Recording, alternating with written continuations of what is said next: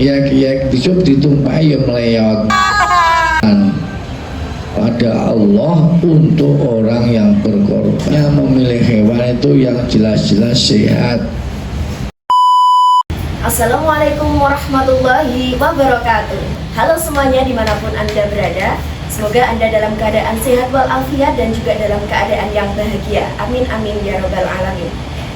Pada kesempatan kali ini saya Febianti Mafikasari perkenankanlah menemani Anda semua pada segmen Kaspi, podcastnya Aspi, Solusi Permasalahan Islami. Yeay!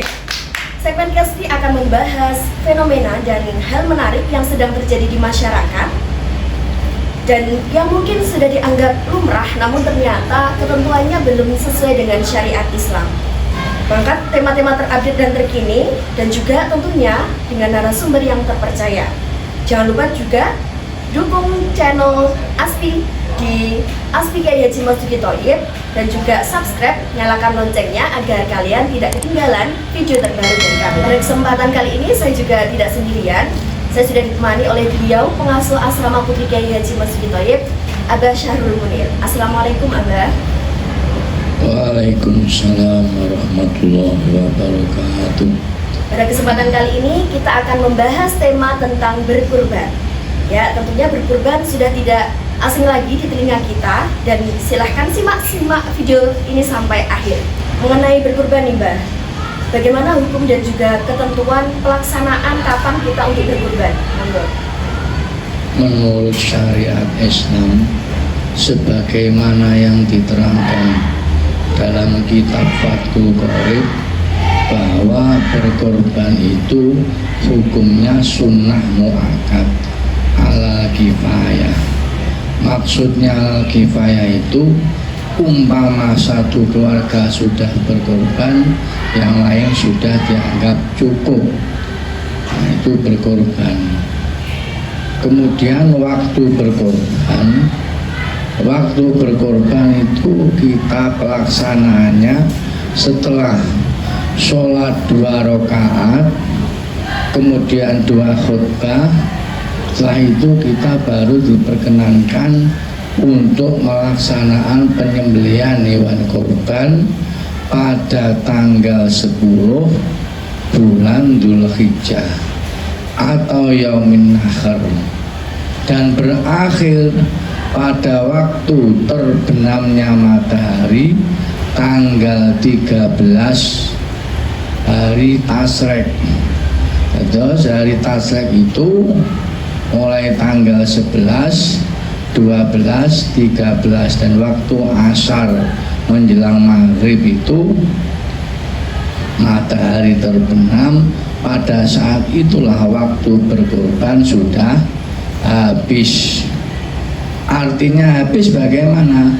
Sudah tidak ada kesunahan lagi untuk melaksanakan korban pada tahun itu dan bisa berlangsung pada tahun yang akan datang. Kemudian syarat-syarat hewan korban ada 4 jenis binatang yang tidak boleh dibuat korban. Satu, hewan yang pincang itu kakinya digluk-digluk itu. Yang kedua, matanya PC itu satu melihat, satu tidak, itu PC. Yang ketiga, hewan yang sangat kurus ya. Jadi hewan yang sangat kurus itu tidak diperbolehkan untuk dibuat korban. Yang keempat, hewan yang sakit-sakitan, artinya ya nggak sehat. Karena apa? Kelak hewan korban ini akan menjadi tunggangan orang yang berkorban. Lebih utama mana korban dengan akikoh itu? Ya, lebih utama mana? Ada dua pendapat dalam kitab Bughyatul Mustarsyidin. Satu menurut pendapatnya Imam Romli, satu lagi pendapatnya Imam Ibni Hajar. Ya, ada dua pendapat itu, ada yang mengatakan lebih utama berkorban, ada yang mengatakan lebih utama akikoh. Ya, bagi orang, karena apa? Akikoh itu didasari kullu mauludin murtahanun ayyauqa bi akikotihi. Setiap anak yang dilahirkan ibarat bayi yang digadekan dan akan tuntas penggadaiannya setelah kita mengadakan akikoh. Sementara kurban itu bentuk takorrub, pendekatan diri pada Allah dengan kita ada sisa harta untuk beli kambing kemudian kita sembelih. Nah, kambing dan lembu lebih utama mana? Menurut satu pendapat, karena dalam tadhiyah kurban itu yang diutamakan iraqatud dam, mengalirkan darah. Tadi satu lembu dengan 7 kambing lebih utama 7 kambing. Karena apa? Dari 7 kambing itu banyak mengalirkan darah. Karena setiap darah tetesan yang pertama itu memintakan ampun pada Allah terhadap orang yang korban. Kalau satu sapi, benar sapinya besar tapi mengalirkan darah cuma 1 kali. Tapi kalau kambing 7 itu 7 kali. Jadi lebih utama menyembelih kambing. Nah, terus itu tadi teman-teman di rumah, hukum dan juga waktu pelaksanaan dan juga syarat-syarat hewan untuk berkorban itu apa saja telah disampaikan oleh Abah. Nah, ini ada lagi permasalahan Mbak yang terjadi di masyarakat yang mungkin sudah dianggap lumrah. Jadi deskripsi masalahnya seperti ini. Misal ada suatu perkumpulan atau mungkin lembaga sekolah dimanapun itu, misal kelas 1 SD, SMP, SMA ataupun yang lain, itu ditarik urunan untuk berkorban. Semisal 40 anak urunan, terus nanti dibelikan 1 kambing. Nah, itu bagaimana hukumnya, Mbak? Menurut satu keterangan dalam kitab Fathul Qorib, kita tahu bahwa 1 kambing itu cukup 1 orang. Ya, 1 lembu cukup 7 orang. Kalau yang mengadakan urunan, nah itu 7 orang untuk 1 lembu, ya nggak apa-apa. Tapi kalau satu kelas mengadakan pembayaran, misalnya 1 anak ditarik 5.000 untuk beli kambing 5, ya kambing 5 itu berkorban atas nama siapa? Berarti urunannya anak-anak nggak jelas. Kalau nggak jelas menjadi sodakoh biasa, tidak ada unsur bahasa korban. Ya, korban uang itu korban uang 50. Nah, arahannya itu menjadi sodakoh biasa, tidak ada unsur korbannya. Karena apa? 1 kambing cukup 1 orang. Kalau kita urunan 1 kelas, umpama kita taruh 30 per anak 50, ketemunya duit 15 juta.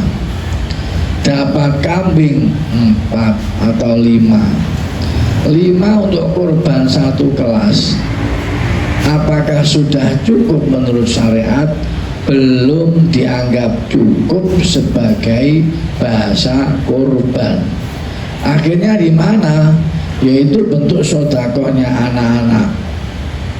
sedekah biasa, belum bisa disebut bahasa korban.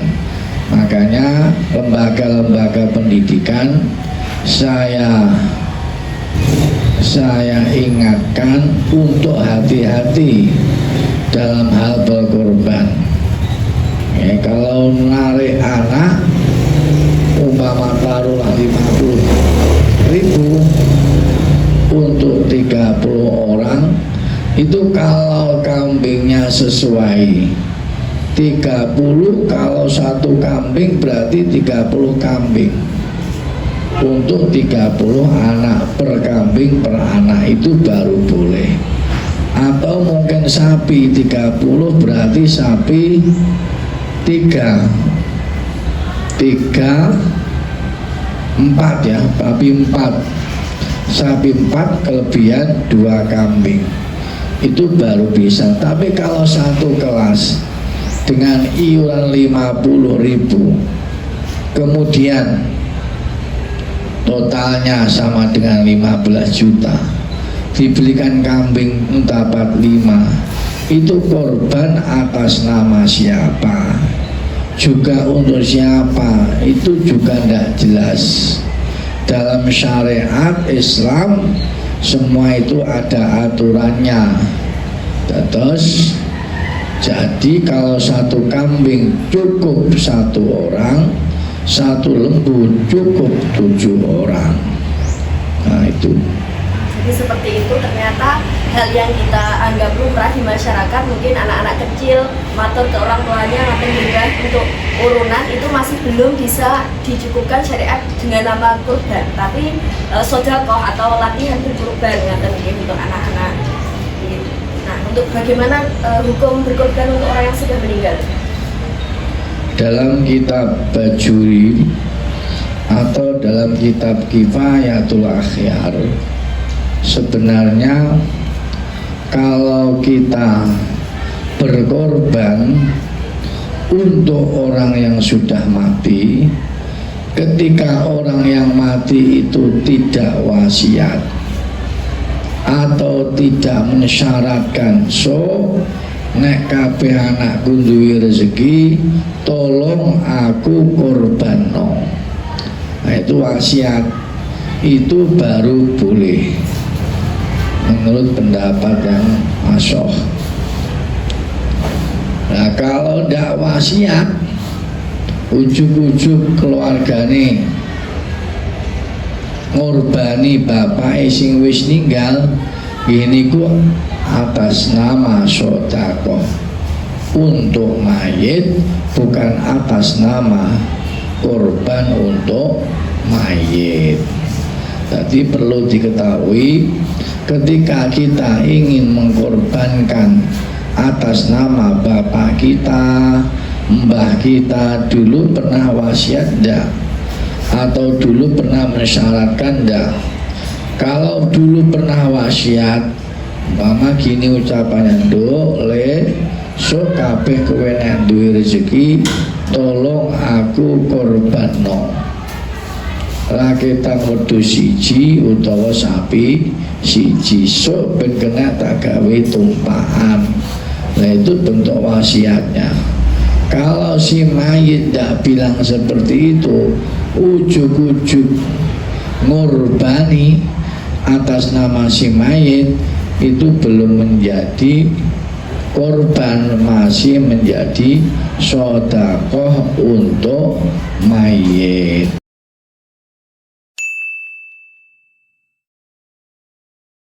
Orang yang korban sebaiknya itu melihat pelaksanaan penyembelihan hewan korbannya. Karena apa? Ada dawuh pada tetesan darah yang pertama yang mengalir dari hewan korban, darah itu akan memintakan ampunan pada Allah untuk orang yang berkorban. Jadi kalau bagi orang korban jangan menyerahkan langsung pulang. Kalau bisa nunggui sampai ada penyembelihan. Jadi menyaksikan penyembelihan biar nanti panjenengan juga mendapatkan pahala, dosa-dosanya bisa diampuni. Terus yang kedua, bagi orang yang korban sebaiknya memilih hewan itu yang jelas-jelas sehat, jelas-jelas sehat, waras, seger bugar. Karena apa? Nantinya akan menjadi tunggangan besok pada yaumil kiamat. Kalau hewane kuru, ya besok ditumpai ya meleyot nanti meleyot enggak. Meleyot itu sakuat melaku, ya. Meleyot itu sakuat melaku. Kuru gudiken, engkring-kringken mangan radoyan niku ampun didamel korban. Jadi mboten saya gadai pendapat sing penting aku wis korban. Tapi bahasa seperti itu disesuaikan dengan hewan yang dibuat korban supaya benar-benar takarrubnya pada Allah itu bisa diterima oleh Allah Subhanahu wa taala. Mungkin itu saja yang dapat kami sampaikan. Kita berjumpa lagi pada segmen yang berbeda dengan tema yang berbeda pula. Jadi seperti itu hukum-hukumnya berkorban. Jadi bersama Abah kita sudah mendapatkan banyak sekali ilmu. Terima kasih Abah. Yang pertama tadi terkait hukumnya berkorban, syarat-syaratnya berkorban, kapan waktu pelaksanaan berkorban, dan juga fenomena yang sedang terjadi di masyarakat sudah terjawab oleh Abah, dan ketentuan bagi kerabat ataupun keluarga yang ingin berkorban tapi untuk orang yang sudah meninggal. Untuk sekian dulu pembahasan segmen Kaspi pada hari ini. Jangan lupa juga dukung channel kami, like, comment, subscribe, dan juga share. Kami juga menunggu komen-komen Anda di bawah ini di video kami. Untuk video selanjutnya request mau membahas apa, tentunya bersama Abah dan juga pengasuh asrama Putri Kiai Haji Masjid Thoyib Pondok Pesantren Hudatul Munah. Terima kasih kami ucapkan kepada penonton dan juga audien yang telah menyaksikan podcast kami. Nantikan juga segmen-segmen lainnya dengan pembahasan yang lebih menarik. Saya dan seluruh kru media ASPI yang bertugas pamit undur diri. Wassalamualaikum warahmatullahi wabarakatuh. ASPI podcastnya ASPI. Solusi permasalahan Islami. Yeay.